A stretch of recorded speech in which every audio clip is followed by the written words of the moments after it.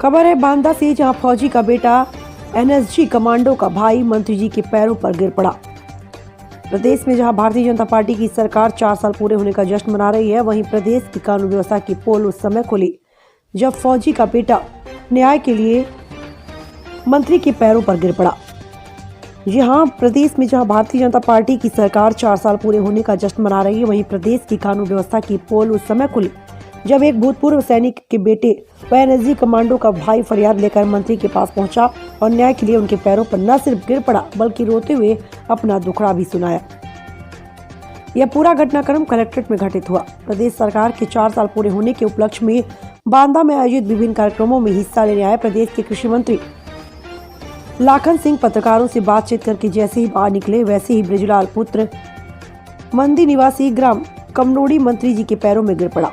उसने बताया कि चकबंदी के बाद हम अपनी जमीन जोत रहे हैं और वो बो रहे हैं और फसल काट रहे हैं। इसके बाद भी गांव का दबंग रघुनंदन पुत्र नैना जबरन हमारी खेत की फसल काट रहा है और हमें फसल काटने नहीं दे रहा। इस बारे में कई बार अधिकारियों की दहलीज पर जाकर न्याय की गुहार भी लगाई, लेकिन किसी ने हमारी बात न सुनी। उसने बताया कि मेरे पिता भूतपूर्व सैनिक हैं और भाई एनएसजी कमांडो हैं, जिसने तमाम आतंकवादियों के खिलाफ कार्रवाई में हिस्सा लिया है। हमारे भाई व पिता ने देश की रक्षा के लिए कोई कसर नहीं छोड़ी, लेकिन आज हमें अपने ही देश में न्याय नहीं मिल रहा। उसने रोते हुए बताया कि प्रधानमंत्री नरेंद्र मोदी और मुख्यमंत्री योगी आदित्यनाथ के शासनकाल में इस तरह की अंधेरगर्दी देखकर मेरे पिता का दिमागी संतुलन खराब हो गया। उसने ये भी बताया कि दबंग का एक नाती संघ से जुड़ा हुआ है जो लगातार अधिकारियों पर दबाव डलवाता है। कल भी देहात कोतवाली द्वारा फोन किया गया कि आप कोई फसल नहीं काटेंगे, इस तरह का आदेश आईजी के द्वारा दिया गया है। मंत्री ने पूरी बात सुनने के बाद फरियादी को न्याय दिलाने का आश्वासन दिया।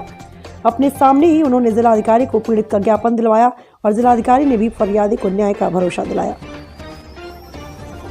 मेरा नाम नरेंद्र पाल है, मेरे पिताजी का नाम ब्रजलाल है। हाँ, कौन है पिता आपके, क्या करते हैं? मेरे पिताजी पहले आर्मी में ऑफिसर थे, अब रिटायरमेंट हैं। हाँ। इस टाइम में मेरा बड़ा भाई साहब एनएसजी कमांडो हैं, बड़े भैया मेरे, वो इस समय दिल्ली में तैनात है सर। हाँ। और मेरे पिताजी ने बड़े बड़े युद्ध लड़े, आतंकियों से लोहा लिया, सब लिया, लेकिन आज मेरा पूरा परिवार खून के आंसू रो रहा है सर। कोई मेरी मदद नहीं कर रहा, ना पुलिस प्रशासन, ना कोई।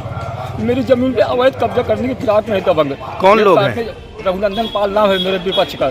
वो भी बीजेपी के हैं क्या? सर उसका एक नाती सर बीजेपी का नेता है। वो जब से वो नेता बन गया सबसे सर मेरी ज़मीन में कब्जा करने की कोशिश हो रही सर। पूरी फसल काटने जाते हैं सर, भगा देते हैं गाली दे करके। कोतवाली जाते हैं, देहात कोतवाली। हाँ। तो वहाँ सुनवाई नहीं हो रही। आज किससे मिलने आए थे तुम? आज सर मैं मंत्री जी से मिलने आया था। मुझे पता चला कि मंत्री जी आए हैं। हाँ। तो मैंने उनको अपना प्रार्थना पत्र दिया। हाँ, क्या कहा? मैंने मंत्री जी से पूरी समस्या रखी। क्या कहा? उन्होंने कहा कोई बात नहीं, मामले को दिखवाते, आश्वासन दिया उन्होंने। मांग कर रहे थे ये अभी आपके पास शिकायत करता है, एक आया था आपसे मिलने, गुहार नहीं, आपका हो गया ना। आप बार नहीं होता है। एक बार सर अभी जो आया था, ये जो अभी वाला है।